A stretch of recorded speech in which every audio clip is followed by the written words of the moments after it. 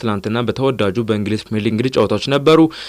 ከ5 ዓመታት ቆይታ በኋላ ተወዳጁ ማንቹኒያን ደርቢ ትላንትና ባቻ ውጤት ተጠናቋል። እንደዚህ ደግሞ ትላንትና በፕሪሚየር ሊጉ ሊቨርፑል ሁለተኛውን ሽንፈት አስተናግዷል። ከ8 ጨዋታዎች በኋላም እንግዲህ ሽንፈት ያስተናገደበት አጋጣሚ ነበር ትላንትና ሊቨርፑል። ይህን ጉዳይ እናነሳለን። እንደዚሁ ደግሞ ሌሎች ሊጎች ላይም ጨዋታዎች ነበሩ፣ ይህን እናነሳለን። እንደዚሁም በአጭር ጉዳዮች እንግዲህ በዝውውሩ አምድ እንግዲህ ካሁኑ የተለያዩ ጉዳዮች የተባሉ ይገኛሉ። ስለተለያዩ ተጫዋቾችና ስለተለያዩ ክለቦች የተባሉ ያሉ ጉዳዮች አሉ። እነዚህ እናነሳለን። ቀዳሚ ያደረገው መረጃ የሚሆነው እንግዲህ ትላንትና የተደረጉ የእንግሊዝ ፕሪሚየር ሊግ ጨዋታዎችን ነው የሚሆነው።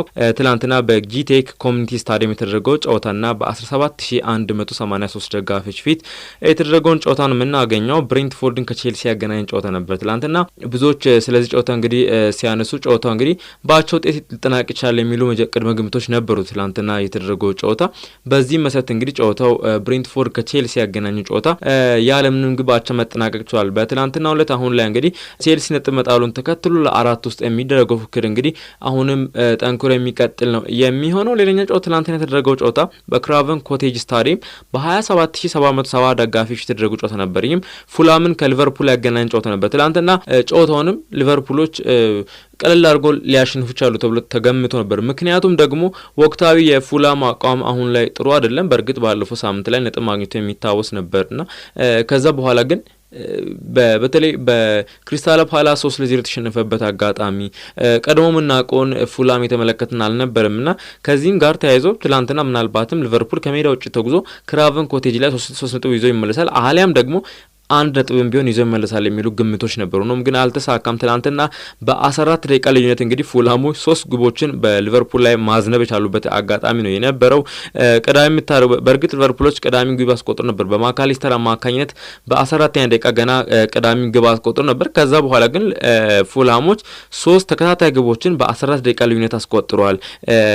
ሴሴኞ አስቆጠረ በ23ኛ ደቂቃ፣ ኢዮቢ አስቆጠረ፣ አሌክስ ኢዮቢ በ32ኛ ደቂቃ ነው ሁለተኛውን ግብ አስቆጠረ። ከዛ ደግሞ እዚህ ደግሞ በ37ኛ ደቂቃ ላይ ሶስተኛውን ግብ አስቆጠረ። በዚህም እንግዲህ ፉላሞች 3-1 የመሩ የመጀመሪያው አጋማሽ ተጠናቀቀ። ከመጀመሪያው አጋማሽ መጠናቀቅ በኋላ እንግዲህ በሁለተኛው አጋማሽ ሊቨርፑሎች በእርግጥ ተሽሎ ለመጫወት ሞክሯል። ግን ፉላሞች ግቦችን ካስቆጠሩ በኋላ ኮምፕሊትሊ ከመሃል ሜዳ ጀምሮ የተከላካይ ክፍላቸውን መዝጋት የቻሉበት አጋጣሚ የነበሩ ትላንትና ይሄን ማስከፈት ራሱ ከዛ በኋላ የፉላምን ዝግ የሆነውን ተከላካይ ክፍል አስከፍቶ ድጋሚ 2 እና 3 ግቦችን አስቆጥሮ ፉላምን ማሸነፍ ከባድ ነው በታል ሊቨርፑል። ከዛ በኋላ ሉዊስ ዲያዝ በ72ኛ ደቂቃ ላይ ሁለተኛውን ግብ አስቆጠረ ሊቨርፑል። ነገር ግን ጨዋታው ከዚህ የበለጠ መሄድ አልቻለም። 3-2 በሆነ ውጤት በፉላም አሸናፊነት መጠናቀቅ ችሏል። ሊቨርፑል እንግዲህ በዚህ ዓመት በጣም እድለኛ ነው ማለት ይቻላል። ሽንፈቶችን አላስተናገደም። ትላንትናው ሽንፈት ሁለተኛ ነው በኖቲንጋም ካስተናገደው ሽንፈት በኋላ ትላንትና በፉላም የገጠመው ሁለተኛው ሽንፈት ሆኖ ተመዝግቦለታል።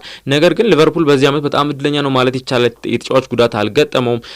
በዛ ላይ ደግሞ ጨዋታዎችን በአንፊልድ ሮድ ስታዲየም የሚያደርጋቸውን ጨዋታዎችም በጨዋታ ተበልጦ በኳስ ቁጥር ተበልጦ ብዙ ሙከራዎችን ሳያደርግ ነገር ግን አንድ ኦን ታርጌት ሞክሮ ያችን ወደ ግብ ቀይሮ አሸንፎ የሚወጣበት እድል አለና ይህ ጊዜ ደግሞ ሊቨርፑል በጣም እድለኛ እንደሆነ የሚያሳይበት አጋጣሚ ነው ያለው።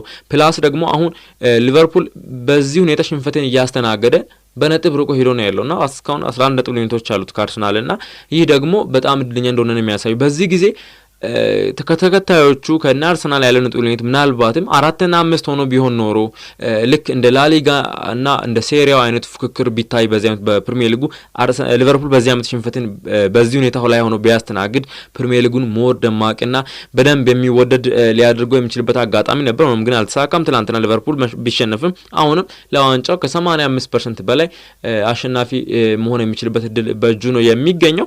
ሌላኛው ጨዋታ ትላንትና የምናገኘው እንግዲህ አንዱን ክለብ ከእንግሊዝ ፕሪሚየር ሊግ ያሰናበተው ጨዋታ ነው። ይህም እንግዲህ ቶተንሃም ሆትስፐርን ከሳውዛምፕተን ያገናኘው ጨዋታ በቶተንሃም ሆትስፐር ስታዲየም በ60984 ደጋፊዎች ፊት ተደርጓል። በዚህም ጨዋታ እንግዲህ ቶተንሃም ሆትስፐሮች እንግዲህ 3-1 በሆነ ውጤት ሳውዛምፕተን ማሸነፍ ቻሉበት አጋጣሚ ነው የነበረው። ትላንትና ግቦችን ማስቆጠር የጀመሩት ገና ቶተንሃሞች በ13ኛ ደቂቃ ነበር። ጆንሰን በ13ኛው አስቆጠረ፣ በ42ኛውም ደገመ። በዚህም እንግዲህ 2-0 የመሩ የመጀመሪያው አጋማሽ ተጠናቀቀ። ከመጀመሪያው አጋማሽ መጠናቀቅ በኋላ እንግዲህ ሳውዛምፕተኖችም እንግዲህ በሁለተኛው አጋማሽ የተቻላቸውን ለማድረግ ችለዋል። በእርግጥ እነም ግን ማሳካት አልቻሉም። በ90ኛ ደቂቃ ላይ ፈርናንዴስ በ90ኛ ደቂቃ ላይ ለሳውዛምፕተን አንድ ግብ አስቆጠረ። ጨዋታው 2-1 ሆነ።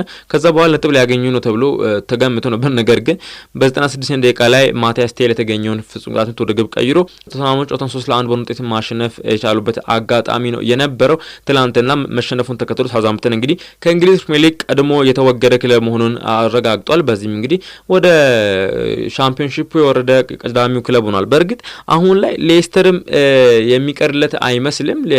ሶስቱ ክለቦች አሁን እንግዲህ በተርታ የሚወርዱ ክለቦች እንግዲህ አሁን ላይ ባላቸው ኢፕስዊች፣ ሌስተር እንግዲህ አሁንም የሚቀርላቸው አይመስልም ካለው የነጥብ ልዩነት አንጻር ሲታይ። ነገር ግን እነሱ አላረጋገጡም። ቀድሞ ያረጋገጠው ግን ሳውዛምፕተን አሁን መውረዱ ግልጽ ሆኗል ማለት ነው። ከሳውዛምፕተን መውረድ ባልተናነሰ ሌላ ጉዳይ የተነሳ የሚገኘው የራምስዴል ጉዳይ ነው የሚሆነው። ራምስዴል አሁን ላይ እንግዲህ በዚህ ዓመት ከሳውዛምፕተን ጋር አብሮ ወርዷል። በእርግጥ በአርሰናል ቤትም ጥሩ የሚባል ጊዜ ማሳለፍ ቻለ ግብ ጠባቂ ነው። ነገር ግን ይሄ የማይሳካለት አይነት የሚባል ተጫዋች ነው ብለን ማንሳት እንችላለን። ምክንያቱም በአርሰናል ቤት ለሻምፒዮንነት ያላደረገው ትግል አልነበረም። በአርሰናል ባለፉት 3 እና 4 ዓመታት ለዋንጫ በሚታገልበት ጊዜ የራምስዴል ሚና የጎላ እንደነበር ይታወሳል። ራያ መጥቶ እሱም ቦታ ከመተካቱ በፊት ትልቅ የሚባል ትግል አድርጓል፣ አልተሳካለትም። በዚህ ዓመት በሳውዛምፕተን ቤት እንግዲህ መገዳደር ችለዋል። ነገር ግን አልተሳካለትም። ከሳውዛምፕተን ጋር ወደ ሻምፒዮንሺፕ መውረድ የቻለበት አጋጣሚ አለ። የዚህ ተጫዋች ታሪክ እንግዲህ ፕሮፋይሉ መበላሸት የተጀመረው 2020 ጀምሮ ነው። 2020 ላይ ራምስዴል ከቦርንማውዝ ጋር አብሮ ወደ ሻምፒዮንሺፕ ወርዶ ነበር። ከዛም በኋላ ወደ ሼፊልድ ተቀላቀለ። ቦርንማውዝ ሲወርድ ወደ ሼፊልድ ተቀላቀለ። ከሼፊልድ ጋር መጣ። 2021 ላይ ከሼፊልድ ጋር ድጋሚ ወደ ሻምፒዮንሺፕ ወረደ። 2025 ላይ ድጋሚ ከሳውዛምፕተን ጋር ወደ ሻምፒዮንሺፕ ወረደ። መሀል ላይ ያሉትን አመታት ደግሞ ከአርሰናል ጋር ሻምፒዮን ለመሆን ታገለ፣ አልተሳካለትም። ስለዚህ ምን አይነት እድል ቢስ ተጫዋች እንደሆነ የሚያሳይበት አጋጣሚ ነው ያለው። በእርግጥ ተጫዋቹ በግል ኳሊቲ ጎበዝ የሆነ ግብ ጠባቂ እንደሆነ ይታወቃልና ለማንኛውም አልተሳካለትም። ከሳውዛምፕተን ጋር ወደ ሻምፒዮንሺፕ መውረዱን ራምስዴል አረጋግጧል። ሌላኛው ጨዋታ ምሽት 12 ሰዓት ከ30 ሲል በኦልድ ትራፎርድ ስታዲየም በ73738 ደጋፊዎች ፊት የተደረገ ጨዋታ ነበር። ማንቸስተር ዩናይትድ ከማንቸስተር ሲቲ ያገናኝ ጨዋታ ነበርና ትላንትና የተደረገው ጨዋታ እንግዲህ ብዙም የደርቢ መልክ ሳይኖረው ከ5 ዓመታት በኋላ 2020 ዲሰምበር ላይ ነበር የማንቹኒያን ደርቢ በአቻ ውጤት የተጠናቀቀው። ከዛ በኋላ እንግዲህ በአቻ ውጤት ተጠናቀቀ አያውቅም። ትላንትና ከ5 ዓመት ቆይታዎች በኋላ ማንቹኒያን ደርቢ በአቻ ውጤት መጠናቀቅ የቻለበት አጋጣሚ ነው የነበረው። ትላንትና የነበረው የሜዳ ላይ እንቅስቃሴ ከተመለከትን እንግዲህ ብዙም አመርቂ ነው ብለን ማንሳት አንችልም። በእርግጥ ትላንትና ነጋሪ ኔቪልም ሲያነሱት የነበረው ጨዋታው ደርቢ አይመስልም የሚሉ ሳቢዎች ሲነሱ ነበርና በእርግጥ አሁን ላይ ሁለቱም ቡድኖች ሲገናኙ በጥሩ አቋም ላይ ሆነው አይደለም የተገናኙ የሚገኙት። ከዚህ በፊትም በተለይ ባለፉት 4 እና 5 ዓመታት ላይ ማንቹኒያን ደርቢ ሲደረግ ማንቸስተር ሲቲ ይታወቃል አይደለ ለ4 ተከታታይ ዓመታት ሻምፒዮን እንደሆነ በፕሪሚየር ሊጉና በዚህ ላይ ሆኖ ስለሚገናኝ አትሊስት ማንቸስተር ሲቲ በጣም በጥሩ አቋም ላይ ሆኖ ስለሚገኝ ጨዋታው በጣም ሞር ሃይ የሆነ ፕሬሲንግ የበዛበት ለማሸነፍ ትልቅ ጉጉት የነበረው ጨዋታ እንመለከት ነበር። አሁን ላይ ግን በዚህ ዓመት በእርግጥ በኢታድ ስታዲየም ላይ ማሸነፍ የቻለው ማንቸስተር ዩናይትድ ነበር። ትላንትና በኦልድ ትራፎርድ ጨዋታም ሲደረግ ማንቸስተር ሲቲ ጥሩ አቋም ላይ አይደለም የሚገኘው። ማንቸስተር ዩናይትድ ደግሞ ይታወቃል ገና ያኮበኮበ የሚገኝ ቲም እንደሆነ ይታወቃል። ገና እንደ አዲስ የተገነባ ያለ ቡድን እንደሆነ ይታወቃልና ትላንት ሁለቱም ጥሩ አቋም ላይ ሆኖ አልተገናኙም። ከዚህ በፊት እንደሚደረጉ ማንቹኒያን ደርቢዎች ትላንትና በተደረገውም ጨዋታ እንግዲህ ያለምን ግብ ነው ጨዋታ መጠናቀቅ ይቻላል። በመጀመሪያ አጋማሽ ላይ በአንጻራዊነት ማንቸስተር ዩናይትድ የተሻለ ነበር ማለት ይቻላል። በተለይ ግቦችን እድሎችን የሚፈጠሩ ግብ ማስቆጠር የሚፈጠሩ እድሎችን መጠቀም ቢችል ኖሮ ማንቸስተር ዩናይትድ ትላንትና ግቦችን ማስቆጠር የሚችልበት አጋጣሚ ነው ያለው። ነገር ግን አሁንም የማጥቃት እንቅስቃሴ ላይ ችግር እንዳለባቸው ሩበን አሞሪምም ከጨዋታው በኋላ የሰጡት አስተያየት ያመለክታል። ሩበን አሞሪም ምንድን ነው ያለው? ከጨዋታው በኋላ ጨዋታውን ማሸነፍ የምንችልበት አጋጣሚ ነበር፣ ነገር ግን ግቦችን ማስቆጠር አልቻልንም። ይሄ ችግር አለብን። ይሄንን ለመቅረፍ አሁንም እንሰራለን ብሏል። በነገራችን ላይ ሩበን አሞሪም ከአንድ ቀን በፊት በሰጠው አስተያየት ምንድነው ያለው? ትልቅ ተጫዋች እናስፈርማለን፣ ትልቅ አጥቂ እንደምናስፈርም ጠብቁን የሚል አስተያየት ሰጥቶ ነበር። ነገር ግን ይህ ማለት ግን ከሪያል ማድሪድ እናስፈርማለን ወይንም ትልቅ ስምና ዝና ያላቸው ተጫዋቾች እናስፈርማለን ማለት አይደለም። ነገር ብቻ ተጫዋች እናስፈርማለን፣ ትልቅ ተጫዋች እንደምናስፈርም እሱን ላረጋግጥላችሁ ወዳለው የሚል አስተያየት ሰጥቷልና ትላንትና ያው ይህ አስተያየትም እንደሚያሳየው ማንቸስተር ዩናይትድ ቤት አሁንም እንግዲህ አጥቂዎች እንደሚያስፈልጉ ገዳ የሚባሉ 9 ቁጥር አጥቂዎች እንደሚያስፈልጉ አሁንም ግልጽ የሆነበት አጋጣሚ ነው። ትላንትና የተደረገው ጨዋታማ ግቦችን ማስቆጠር አልቻሉም። ነገር ግን ሩበን አሞሪም እንዳለው ክለቡ ምንድነው የማንቸስተር ሲቲን የማጥቃት እንቅስቃሴ ማቆም ይችላል። አዎ በ3-4-3 ጨዋታ በተለይ እንደ ሲቲ ያሉ አሁን ላይ በእርግጥ የማጥቃት እንቅስቃሴው በጣም ጎልቶ ባይታይም እንኳን ትላንትና እንደ ሲቲ ባለ ቡድን የጋርዲዮላን ማጥቃት እንቅስቃሴ ማስቆም ማለት ትልቅ ነገር ነውና ትላንትና ተሳክቶለታል። ግቦች ማስተናገድ አልቻለ ማንቸስተር ዩናይትድ። በአንጻሩ ደግሞ ግቦችንም ማስቆጠር ያልቻለበት አጋጣሚ ነበር። ሁለተኛው አጋማሽ ላይ ተመልክተን ከሆነ ሁለቱም ደብዘዝ ያለ ጨዋታዎችን አድርገዋል። ግን ከዛ በኋላ አልፎ አልፎ ካውንተር አታክ ለመውጣት ጥረት ሲያደርጉ ነበር። በተለይ ማንቸስተር ሲቲዎችም ጀርሜን ዶኩን ቆይሮ ካስገቡ በኋላ እንደዚሁ ደግሞ ማንቸስተር ዩናይትድም በነ ኡጋርቴ ታግዞ በተለይ መሀሉ ጥሩ ነበር ትላንትና ማንቸስተር ዩናይትድ እና በነ ኡጋርቴ ታግዞ መስመር ላይ ነጋር ናቸው። በተለይ የብስለት ጉዳይ አሁንም ሩበን አሞሪም የሚያነሳው ይሄን ጉዳይ ነው። ጋር ናቸው የብስለት ጉዳይ ገና ይቀረዋል። ገና ወጣትም ስለሆነ አጫርስ ላይ የሚያገኛቸውን ኳሶች ከመጠቀም አንጻር እንግዲህ ብዙ ነገር ይቀረዋል። ነገር ግን ትላንትና መስመር ላይ ያደረገ የነበረው እንቅስቃሴ ገና እንደ አንድ ወጣት ልጅ 20 ዓመቱ ላይ እንደሚገኝ ወጣት ልጅ እንግዲህ ጥሩ አመርቂ ነው የሚባል እንቅስቃሴ ያሳየን ተመልክተናል ትላንትና አሌሃንድሮ ጋር ናቸው። ለማንኛውም ትላንትና መሀል ላይ ጥሩ አጥቂ 9 ቁጥር ላይ ዩናይትድ ጥሩ የሚባል አጥቂ ቢኖረውና አንደኛው ክንፍም እንደዛ አሪፍ ቢሆን ጥሩ የሚባል ጎሎችንም ልንመለከት የምንችልበት ማንቸስተር ዩናይትድም ነጥብ ይዞ መጥቶበት አጋጣሚ ነበር ማለት እንችላለን። ሆኖም ግን አልተሳካላቸውም። ትናንትና በዩናይትድ በኩል እንግዲህ እነ ሉክ ሾም መመለስ ያሉበት አጋጣሚ ነበር። በጨዋታው ባንመለከተው እንኳን እንደዚሁ ደግሞ ሞሰን ማውንትም ተቀይሮ ገብቶ ትናንትና ጥሩ የሚባል እንቅስቃሴ ማድረግ ችሏል። በተለይ ተቆጥሮ ቢሆን በመጨረሻው ሰዓት ላይ አሲስት ያደረገው ኳስ እንግዲህ ሳይቆጠር ቀርቷል። እንግዲህ በጣም ጥሩ የሚባል ኳሶችን ሲያመቻችም ተመልክተናል ለትንሽ ደቂቃዎች ጨዋታው ባደረገበትና ምናልባትም በቀጣይ በሚኖሩ በትንሽ ጨዋታዎች ላይ ለማንቸስተር ዩናይትድ ጥሩ ግልጋሎት ይሰጣል ተብሎ ይጠበቃል። ሞሰን ማውንትም በዚህም ጨዋታው ባቸው ተጠናቋል። ከጨዋታው መጠናቀቅ በኋላ እንግዲህ የጨዋታው ኮከብ ተብሎ የተመረጠው እንግዲህ ብሩኖ ፈርናንዴዝ ነበር። ትናንትና ብሩኖ ፈርናንዴዝ በውጤቱ ደስተኛ አይደለም የሚል አስተያየት ሰጥቷል። እንደሚታወቀው ባለፉት የወሩ ምርጥ ተጫዋች ተብሎ የተመረጠው ብሩኖ ፈርናንዴዝ እንደሆነ ይታወቃል። በዛ ላይ ደግሞ ባለፉት በቅርብ ጨዋታዎች ላይ ግቦችን እያስቆጠረ አሲስትም እያደረገ የሚገኝ ድንቅ ብቃቱ ላይ እንደሚገኝ ይታወቃል ብሩኖ ፈርናንዴዝ እና ከዚህም ጋር ተያይዞ ጨዋታው ምርጥም ተብሏል። በጨዋታው ደስተኛ አይደለም፣ ነጥቡ ለኛ ሞራ ያስፈልገን ነበር፣ ማሸነፍ ይገባ ነበር፣ ግን በቡድኑ ግን ደስተኛ ነኝ የሚል አስተያየት የሰጠበት ሁኔታ ነበረው። ከዛ ጋር ያያዘው ስለ ኬቪን ዴብሮይና ማስተያየቱን ሰጥቷል። ኬቪን ዴብሮይና እንግዲህ ትላንትና በማንቹሪያን ደርቢ የመጨረሻ ደርቢ ጨዋታው እንዳደረገ ይታወቃልና በዚህ ዓመት ክለቡን ለቃለሁ ማለቱ የሚታወስ ነው ኬቪን ዴብሮይና። ከዚህም ጋር ተያይዞ እንግዲህ ጋርዲዮላም ብዙ ነገሮችን ሲያነሳ ነበር ከኬቪን ዴብሮይና ጋር ተያይዞና ትላንትና ብሩኖ ፈርናንዴዝን ስለ ኬቪን ዴብሮይና የሰጠው አስተያየት ነበር። ይህ ድንቅ ተጫዋች ነው፣ በፕሪሚየር ሊግ ላይ ተከታታይ ስኬታማ መሆን በጣም አስቸጋሪ ነው፣ ነገር ግን ኬቪን ዴብሮይና ይህን አሳክቶታል። በአንድ ቡድን ባንጫወት እንኳን ይህን ተጫዋች በተቃራኒ መቅጠም እንግዲህ እድለኝነት ነው። በጣም ጥሩ የሚባል ተጫዋች ነው ኬቪን ዴብሮይና፣ መልካሙን ይመኝለታለሁ የሚል አስተያየት የሰጠበት አጋጣሚ ነበር ብሩኖ ፈርናንዴዝ በትላንትናው ዕለት። እንደዚህ ደግሞ ጋርዲዮላም ትላንትና ከጨዋታው መጠናቀቅ በኋላ በተለይ ማንቸስተር ዩናይትድ ደጋፊዎች ትላንትና በፊል ፎደን ላይ የተቃውሞ ድምጽ ሲያሰሙ ነበርና እነዚህ ደጋፊዎች እንግዲህ ማንቸስተር ዩናይትድን ይወክላሉ ብዬ አልጠብቅም። ይህ እንግዲህ አንዳንድ ጊዜ ስሜትን የቀላቀለ ነው እና ማንቸስተር ዩናይትድን የማይወክሉ ደጋፊዎች ናቸው። በዚህ ልክ ተጫዋቹ ላይ ተቃውሞ ማሰማታቸው ትክክል አልነበረም በሚል ጋርዲዮላ ትላንትና አስተያየቱን ሰጥቷል ከጨዋታው መጠናቀቅ በኋላ። ከማንቹሪያን ደርቢ በኋላ እንግዲህ የነበረውን ጨዋታ የደረጃ ሰንጠረዡን ለማንሳት ሊቨርፑል አሁንም በ73 ነጥቦች ፕሪሚየር ሊጉን እየመራ ነው የሚገኘው። አርሰናል በ62 ነጥቦች ነው የሚከተለው። አሁንም በሊቨርፑልና በአርሰናል መካከል እንግዲህ የ11 ነጥብ ልዩነቶች አሉ። ከዚህ በኋላ ያሉ 7 ጨዋታዎች ናቸው። ምናልባት ምን ይፈጠራል የሚሉ ጉዳዮች እንግዲህ ብዙም አይደሉም አይደለ። በእርግጥ አሁን ላይ በፕሪሚየር ሊጉ ምናልባት አሁን ሊያጓጓ ነው የሚችለው አንድ ነገር አለ፣ 4 ውስጥ መጨረስ። ይሄ በተለይ የአውሮፓ መድረክ ተሳታፊነት ቦታን ለማግኘት እስከ ኮንፈረንስ ሊግ ድረስ ለመሳተፍ እንግዲህ አሁን ላይ ትልቅ ትንቅንቅ ይታያል ተብሎ ነው የሚጠበቁ። ሁለተኛ ላይ የሚገኘው አርሰናል 62 ነጥቦች አሉት። ኖቲንግሃም ፎረስት በ5 ነጥቦች ርቆ እንግዲህ በ57 ነጥብ 3ኛ ነው። ቼልሲ 53 ይዞ 4ኛ ነው። ማንቸስተር ሲቲ በ52 ነጥብ 5 ላይ ተቀምጦ ነው የሚገኘው። ትናንትና ማንቸስተር ሲቲ አሸንፎ ቢሆን ኖሮ ቼልሲን ያስወጣው ነበር ከሻምፒዮንስ ሊግ ውስጥ፣ ማለትም ለጊዜው ደረጃ ሰንጠረዡ 4ኛ መሆን የሚችልበት አጋጣሚ ነበር።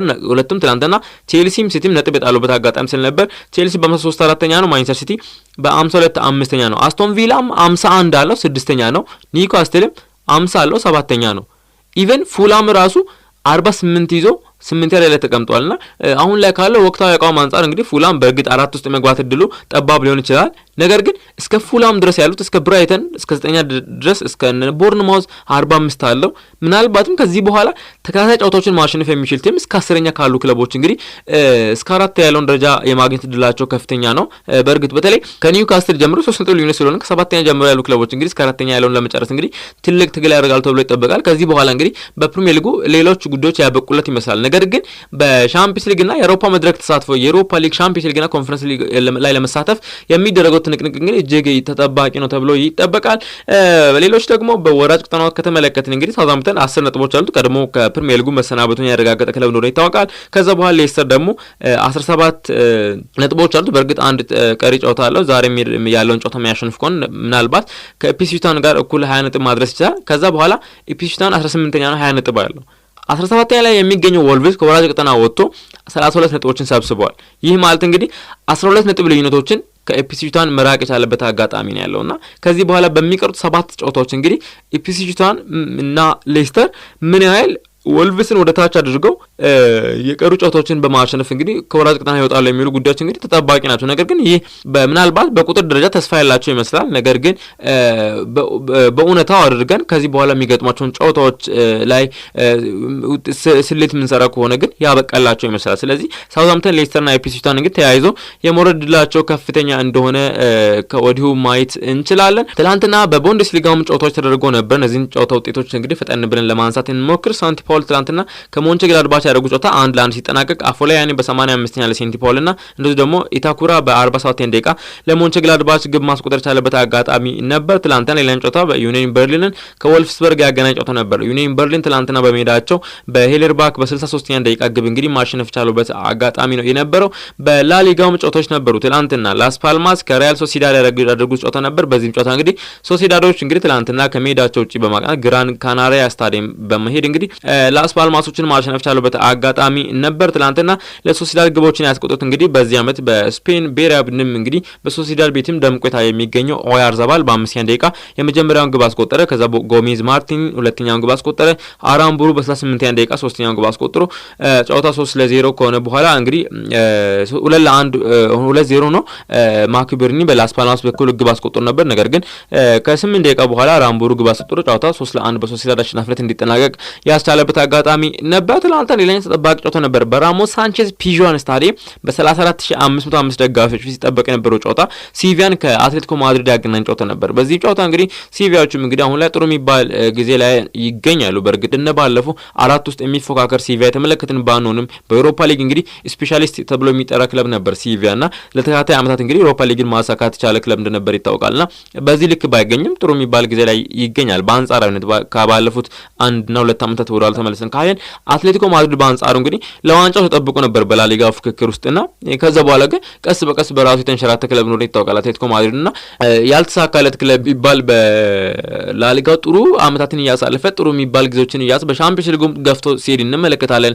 በላሊጋውም በተለይ ማድሪድ ባርሳ ማድሪድ ይቀያየራሉ በየአመቱ ሻምፒዮን ለመሆን። ከዛ በኋላ ግን ሶስት ላይ የምናጣው ክለብ አይደለም አትሌቲኮ ማድሪድና ከዛ የተለየ ነገር ማድረግ ያልቻለ ክለብ ነውና በቀላሉ ነጥቦችን ይጥላል። ከዛ በኋላ ለማድሪድና ለባርሳ ዋንጫዎችን አሳልፎ የሚሰጥበት አጋጣሚ ነው ያለውና ትላንትና አትሌቲኮ ማድሪድ ለማንኛውም ወደ ራሞን ሳንቼዝ ፒዥዋን ስታዲየም አቅንቶ ማሸነፍ ቻለበት አጋጣሚ ነው የነበረው። ጁሊያን አልቫሬዝ በ25ኛ ደቂቃ በፍጹም ቅጣት የምትግብ እንግዲህ አትሌቲኮ ማድሪድ አቻ ነው ያደረገው። መጀመሪያ አጎሜ በ7ኛ ደቂቃ ለሲቪያ ግብ አስቆጥሮ ጨዋታው 1-0 ሲቪያቹ እንዲመሩ ያስችሉ ነበር። ነገር ግን በ5ኛ ደቂቃ ላይ ጁሊያን አልቫሬዝ አቻ ማድረግ ችሎ ነበር። ከዛም ጨዋታው 1-1 ተጠናቀቅ ብሎ ብዙዎች ሲያወሩ ነበርና ነገር ግን 93ኛ ደቂቃ ላይ ጨዋታው መጠናቀቅ ላይ ባሪዮስ ሪቫስ እንግዲህ ለአትሌቲኮ ማድሪድ ግብ አስቆጠረና ጨዋታውን አትሌቲኮ ማድሪድ ለ1 እንዲያሸንፍ ማድረግ የቻለበት አጋጣሚ ነበር።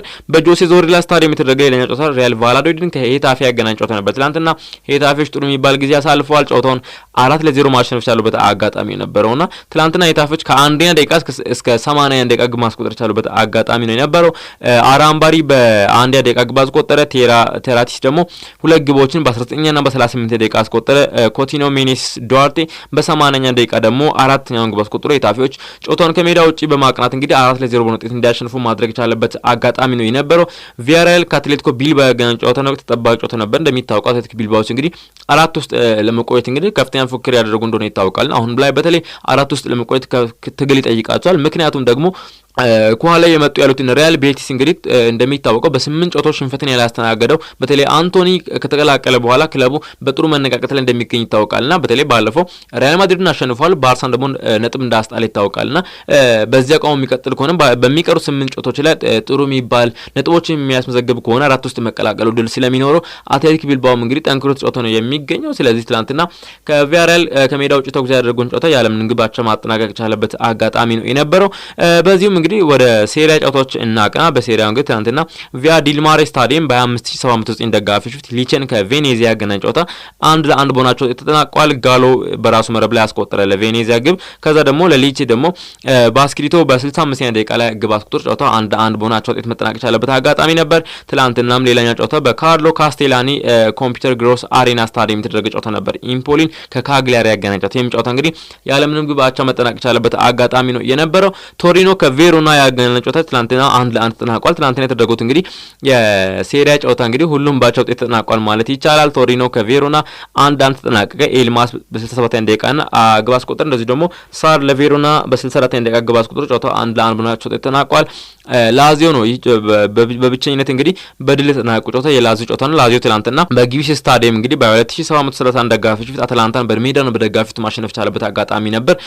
አታላንታ እንግዲህ በተከታታይ ጨዋታዎች ላይ ነጥብ መጣሉን ተከትሎ ከሴሪያ ሻምፒዮንነት እድል እንግዲህ አሁን ተስፋ የቆረጠ ይመስላል። ምክንያቱም ደግሞ መጀመሪያ አካባቢ በተለይ ኢንተርና ናፖሊን እግር ለእግር በ2 እና በ3 ነጥብ ልዩነት ሲከተል ነበረ ክለብ እንደሆነ ይታወቃል አታላንታና አሁን ደግሞ ትላንትና በሜዳን በደጋፊው ተሸንፏልና ትላንትና አታላንታ ማሸነፉን ተከትሎ ከዋንጫ ፍክሩ በእርግጥ በቁጥር ደረጃ አሁንም ተስፋ አለው። ነገር ግን ከዚህ በኋላ በዚያው አቋሙ አታላንታ ሻምፒዮናል ተብሎ የሚጠብቅ ሰው የሚኖር አይመስለኝም። በዚህም ኢዛክሰን በ54ኛ ደቂቃ ላዚዮን ማሸነፊያ ግብ ማስቆጠር ሳለበት አጋጣሚ ነበር። ሲጠበቅ የነበረው ሌላኛው ጨዋታ በኦሎምፒኮ ስታዲየም የተደረገው ሮማን ከጁቬንቱስ ያገናኝ ጨዋታ ነበር። ይህም ጨዋታ እንግዲህ 1-1 በሆናቸው ውጤት መጠናቀቅ የቻለበት አጋጣሚ ነው የነበረው። የጁቬንቱስን ግብ እንግዲህ ሎካቴሊ በ40ኛ ደቂቃ አስቆጠረ። ሾምሩፍ ደግሞ በ49ኛ ደቂቃ የሮማን ያቻነት ግብ ማስቆጠር የቻለበት አጋጣሚ ነበር። በዚህም እንግዲህ የሴሪያውን ደረጃ ሰንጠረዥ ለማንሳት እንሞክር፣ ምክንያቱም ፉክክር ያለበት እንደሆነ ይታወቃልና ኢንተር ሚላን አንድ ጨዋታ በእርግጥ ከናፖሊ አንድ ጨዋታ በልጦ ተጫውቷል። በዚህም እንግዲህ 68 ነጥቦችን ሰብስበዋል። 68 ነጥቦችን ሰብስበው እንግዲህ ኢንተር ሚላን አሁንም ሴሪያውን እየመራ ነው የሚገኘው። ናፖሊ አንድ ጨዋታ ቀሪ ያለው አንድ ጨዋታ እየቀረው እንግዲህ አሁን ላይ 64 ነጥቦችን ይዞ ነው የሚገኘው። ስለዚህ በ4 ነጥቦች ርቋል። ምናልባትም ናፖሊ ቀሪ ጨዋታውን የሚያሸንፍ ከሆነ በ67 ነጥብ በ1 ነጥብ ብቻ ከኢንተር ሚላን የሚርቅበት አጋጣሚ ይኖራል። ይህ ደግሞ በሴሪያ ፉክክሩን እስከ መጨረሻው ቀን ድረስ እስከ መጨረሻ ሳምንት ምናልባትም ልንጠብቅ የምንችልበት አጋጣሚ ሊፈጠር ይችላል። ስለዚህ በ64 ነጥብ ይከተል አታላንታ ምናልባት ትንሿን ራቅ አለ 58 ነጥቦች አሉት። ኢንተር ሚላን 68 ነው ያለው። ስለዚህ የ10 ነጥብ ልዩነት ስላለ ምንም ይሄ አሁን አታላንታ በአርሰናልና በሊቨርፑል መካከል ያለ ፍክክር ነው የሚመስለው። ምንም አታላንታ ከዚህ በኋላ የሚያመጣው ነገር ያለ አይመስልም በቁጥራዊ ደረጃም ከተመለከተ ነው። ስለዚህ በናፖሊና በኢንተር ሚላን መካከል ያለው ፍክክር እንግዲህ እስከ መጨረሻ ሳምንት ሊቀጥል የሚችልበት አጋጣሚ ይኖራል። አታላንታ በ58 ሶስተኛ ነው፣ ቦሎኛ በ56 አራተኛ ነው። ጁቬንቱስ ደግሞ እኩል 56 ይዞ በግብ ክፍያ ተበልጦ እንግዲህ 5ኛ ደረጃ ላይ ተቀምጦ ነው የሚገኘው። ላዚዮ 55 6ኛ ደረጃ ላይ ተቀምጦ ስለሚገኝ አሁንም በሴሪያው በሻምፒዮንነት የሚደረግ ፍክርም የሚቀጥል ለሚሆነው እንደዚህ ደግሞ የአራት ውስጥ ለመግባት እንግዲህ የሚደረግ ፍክርም እንግዲህ በተለይ 3 እና 4 ላይ ያሉ ክለቦች እንግዲህ አታላንታና ቦሎኛ፣ ጁቬንቱስ፣ ላዚዮና ሮማ ጠንክሮ የሚመጡ ከሆነ በተለይ ፊዮረንቲናን ጨምሮ ጠንክሮ የሚመጡ ከሆነ ሊያስወጣው የሚችሉበት አጋጣሚ ስለሚኖር እንግዲህ አራት ውስጥ ለመቆየት እና የአውሮፓ መድረክ ተሳታፊ ቦታ ለማግኘት የሚደረገው ፍክክር እንግዲህ አሁንም የሚቀጥል ነው የሚመስለው። በሴሪያውም እንግዲህ የወራጅ ቀጠናውም እንግዲህ ጠንክሮ ነው ያለው። ሴሪያው እንግዲህ የትኛውም ሻምፒዮኑ አልተለየም፣ አውሮፓ መድረክ ተሳታፊዎችም አልተለዩም። እንደዚህ ደግሞ ወራጅ ቀጠናው የሚሰናበቱ ክለቦችም ያልተለዩበት አጋጣሚ ያለው። ሞንዛ ምናልባት 20ኛ ደረጃ ላይ ተቀምጦ ነው የሚገኘው፣ 15 ነጥቦች አሉት። ምናልባትም የሞንዛ ጉዳይ ትንሽ ከባድ ሊሆንበት ይችላል። ቬኔዚያ 21 ነጥቦች አሉት። በቁጥር ደረጃ እንግዲህ ተስፋ አለው። ቬኔዚያም 21 ነጥብ ነው ያለው። ከወራጅ ቀጠናው ወጥቶ 17 ላይ የሚገኘው ሊቼ 26 ነጥቦችን ብቻ ሰብስቦ ስለሚገኝ ቬኔዚያ 21 አለው፣ 19ኛ ነው። ስለዚህ የ5 ነጥቦች ልዩነቶች አሉት ከወራጅ ቀጠናው ለመውጣትና ምናልባት ቬኔዚያም ተስፋ ያለው ይመስላል። ኢምፖሊ 24 ነጥቦች አሉት፣ 18ኛ ነው። ወራጅ ቀጠናው ውስጥ ነው የሚገኘው። ስለዚህ ከወራጅ ቀጠናው ለመውጣት እንግዲህ ከሊቼ ያለው ነጥብ ልዩነት 2 ነጥብ ብቻ ነው። ስለዚህ ሊቼ ብቻ ሳይሆን ፓልማም 27 ነጥቦች ነው ያሉት፣ ካግሊያሪም 30 ነው ያሉት። ስለዚህ ምናልባት እስከ 14 እስከ 15 ያሉ ክለቦች እንግዲህ ሊወጡ የሚችልበት ከሴሪያ ሊሰናበቱ የሚችሉት አጋጣሚ ስላለ ቬኔዚያና ኢምፖሊ ጠንክሮ መምጣት እንግዲህ ምናልባትም ከዚህ በኋላ በሚደረጉት ጨዋታዎች ላይ የሚወስኑ ሰባት ጨዋታዎች ይቀራሉ። በሰባት ጨዋታዎች እንግዲህ የሚወሰን ይመስላል። ትላንትና ሌላ በሊግ 1 በፍራንሳይ ሊግ 1ም ጨዋታዎች ነበሩ። አርሲ ሌንስ ከሴንቲቴን ያደረጉት ጨዋታ እንግዲህ በሌንስ በኮያፖ በ75 ደቂቃ ባስቆጠረው ግብ እንግዲህ ሌንስ ጨዋታውን 1-0 ማሸነፍ የቻሉበት አጋጣሚ ነበር። ሞንፔለርና ሊሃቪር ያደረጉት ጨዋታ ነበር። በዚህም ጨዋታ እንግዲህ ሊሃቪሮች እንግዲህ ከሜዳ ውጭ ተጉዞ ሞንፔለርን 2-0 ማሸነፍ የቻሉበት አጋጣሚ ነበር። ኬቺያ በ3ኛ ደቂቃና ቱሬ በ33ኛ ደቂቃ ለሊሃቪር ማሸነፊያ ግቦችን ማስቆጠር የቻሉበት አጋጣሚ ነበር። ትናንትና ሬምስና ስትራስቡርግ ያደረጉት ጨዋታ ነበር። በስትራስቡርግ 1-0 አሸናፊ ሲጠናቀቅ ዶኮሬ የስትራስቡርግን የማሸነፊያ ግብ ማስቆጠር የቻለበት አጋጣሚ ነበር። ሬኒስ ከአጉጀር ያደረጉት ጨዋታ ነበር። በአጉጀር 1-0 አሸናፊ ሲጠናቀቅ ሮቻ ሜንዲስ በ89 ደቂቃ እንግዲህ የአጉጀርን ግብ ማስቆጠር የቻለበት አጋጣሚ ነው የነበረው። ማርሴ ቱሉሴን ትናንትና በሜዳ ማሸነፍ ቻለ። ማርሴ እንግዲህ ከአራት ጨዋታዎች በኋላ ነው ማሸነፍ የቻለውና ባለፉት ጊዜያት እንግዲህ ፒኤስጂን እንግዲህ እግር ለእግር ሲከተል ነበረ ክለብ ነበር ለተወሰኑ ሳምንት ታለ። ከዛ በኋላ ግን ማርሴ እንግዲህ ጥሩ ጊዜ እያሳለፈ አልነበረም። በተለይ በአምስት ጨዋታዎች ላይ ነጥብ ማስመዝገብ የቻለው በአንዱ ብቻ ነበርና ማርሴ ትናንትና ማሸነፍ ቻለ። በተለይ መሰን ግሪንውድም ወደ ግብ ማስቆጠር መለሰበት አጋጣሚ ነበር። በትላንትና ጨዋታ ስዋዞ በ21 ደቂቃ በራሱ መረብ ላይ አስቆጠረ ለማርሴ ግብ። ከዛ ደግሞ መሰን ግሪንውድ በ57 ደቂቃ ሁለተኛው ግብ አስቆጠረ። ራቤት በ64 ደቂቃ ሶስተኛው ግብ አስቆጥሮ እንደዚህ ደግሞ ቱሉሴን ሁለት ከመሸነፍ ያላዳነች ግብ እንግዲህ ማጊሪ በ28 ደቂቃና ሴሮ በ66 ደቂቃ አስቆጠሩ። ነገር ግን ጨዋታውን ማርሴዎች 3-2 በሆነ ውጤት ማሸነፍ ቻሉበት አጋጣሚ ነው የነበረው። ዛሬም እንግዲህ ጨዋታዎች ቀጥሎ ይደረጋሉ በሁሉም ሊጎች። በዚህ ቀሪ የሚባሉ አንዳንድ ጨዋታዎች ይደረጋሉ። በፕሪሚየር ሊጉም አንድ ጨዋታ ይደረጋል። በኪንግ ፓወር ስታዲየም ሌስተር ሲቲ ከኒውካስትል የሚያደርጉት ጨዋታ ይጠበቃል። ኒውካስትል ዛሬ የሚያሸንፍ ከሆነ አራት ውስጥ ለመግባት እንግዲህ ትልቅ ፍክክር እያደረገ ነው የሚገኘውና የዛሬን ጨዋታ ማሸነፉ እንግዲህ ይጠቅመዋል ተብሎ ይጠበቃል አራት ውስጥ ፍክክር ውስጥ ለመግባት እንግዲህ። ሌላኛው ደግሞ ሌስተር ደግሞ የዛሬን ጨዋታ የሚሸነፉ ከሆነ ወደ ሳውዛምፕተን ለመደመር ቅርብ ይሆናሉ። ሳውዛምፕተን ቀድሞ መውረዱን አረጋግጧል። ስለዚህ ሌስተሮችም የዛሬ ጨዋታ የሚሸነፉ ከሆነ ወደዛ ነው የሚያከበኩት፣ ወደ ሻምፒዮንሺፑ ፊታቸውን አዞሮ የሚያከበኩበት አጋጣሚ ይኖራል። ስለዚህ በኪንግ ፓወር ስታዲየም የሚደረገው ጨዋታ እንግዲህ የሚጠበቅ ነው የሚሆነው። ዛሬ ምሽት 5 ሰዓት ላይ ይደረጋል። ሌላኛው ጨዋታ በስፓኒሽ ላሊጋም ዛሬ ጨዋታዎች ይደረጋሉ። አንድ ጨዋታ ነው የሚደረገው። ሌጋኔስ ከኦሳሱና ምሽት 5 ሰዓት ሲል የሚጠበቅ ጨዋታ ነው የሚሆነው። ምሽት 4 ሰዓት ከ45 ደግሞ በሴሪያው ቦሎኛ ከናፖሊ የሚያደርጉት ጨዋታ የሚጠበቅ ጨዋታ ነው የሚሆነው። ከዝውውር ጋር ተያይዞ እንግዲህ የተለያዩ ጉዳዮች የተባሉ ይገኛሉ። በተለይ አሮን ራምስዴል ቀድሞ መውረዱን አረጋግጧል። ስለዚህ ክለቦች እየፈለጉት ይገኛሉ። የትኛው ክለብ ይፈልጋል የሚለው ቀጥለን የምናነሳው ነው የሚሆነው። ኒውካስትሎች እንግዲህ አሁን ላይ ተጫዋች እያሰቡ ነው የሚገኙት። በተለይ በፊት መስመሩ ምናልባትም አይዛክን የሚያጡ ከሆነ አሌክሳንደር አይዛክ ከኒውካስትል የሚለቅ ከሆነ በሱ ቦታ ምትክ እያሰቡ ነው የሚገኙት። ለማን አሰቡት ከሚለው አንጻር ደግሞ ኒውካስትሎች አሁን ላይ በፊዮረንቲና ቤት ጥሩ ጊዜ ያሳለፈ የሚገኘው ሞይሴ ኪንን ለማስፈረም እያሰቡ ነው የሚገኙት። 25 ዓመቱ ላይ ይገኛል። እንደሚታወቀው አሌክሳንደር አይዛክን በ25 ዓመቱ ላይ የሚገኛል። ምናልባትም በዛ እኩል ያለ ተጫዋች ለመተካት ያሰቡ ይመስላል። አርሰናል፣ ቶተንሃምና ኤሲ ሚላን፣ ናፖሊ፣ ባርሴሎና ተጫዋች ፈላጊ ናቸው። በፊዮረንቲና ቤት እንግዲህ ሞይሴ ኪን ጥሩ የሚባል ጊዜ ያሳለፈ ስለሚገኝ እንግዲህ ወደ 5 ክለቦች ተጫዋቹን የፈለጉት ይገኛሉ። ኒውካስትሎችም አንደኛ ቀዳሚ ፈላጊ ሆነዋል። ስለዚህ ከተጫዋቹ ጋርም ግንኙነት አድርጓል ተብሎ የተነገረ ነው የሚገኘው። ተጫዋቹን አግኝቶት የኒውካስትል ወኪሎች እንግዲህ ተጫዋቹን አውርቶታል የሚሉ መረጃዎች በስፋት እየወጡ ይገኛሉ።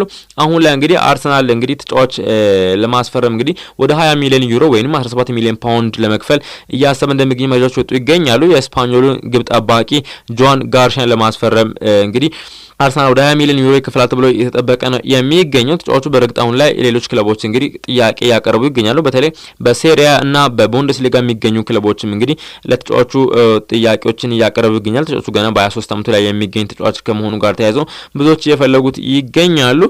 ኤቨርተኖች እንግዲህ አሁን ላይ የፍሬበርግ 22 ዓመቱ ላይ የሚገኘውን የጀርመናዊ መሀል ተጫዋች ሜርሊን ሮሂሊ ወኪሎችን እያነጋገሩ ይገኛሉ። በክረምቱ ይህን ተጫዋች ወደ ኤቨርተን ለማምጣት እንግዲህ ጥያቄዎችን እያቀረቡ እንደሚገኝ መረጃዎች እየወጡ ይገኛሉ። ሪያል ማድሪድ እንግዲህ አሁን ላይ ተጫዋች ለማስፈረም እያሰቡ ይገኛሉ። ሪያል ማድሪድ እንግዲህ እንደሚታወቀው ተከላካይ መስመር ላይም በክረምቱ ትልቅ ዝውውር ያደርጋል ተብሎ ይጠበቃል። በተለይ እነ ሳሊባን እነ አርኖልድን ጨምሮ እንግዲህ እያሰቡ እንደሚገኝ ይታወቃል ሪያል ማድሪዶችና አሁን ላይ በፊት መስመሩ ምናልባትም ጭምጭምታዎች አሉ። ቪኒሲየስ ጁኒየር ሳይጠበቅ እንግዲህ ወደ ሳውዲ ሊያቀና የሚችልበት አጋጣሚ አለ ተብሎ ይጠበቅ ነው የሚገኘው። ሪያል ማድሪድ እንግዲህ እንደ ሌሎች ክለቦች አይደለም።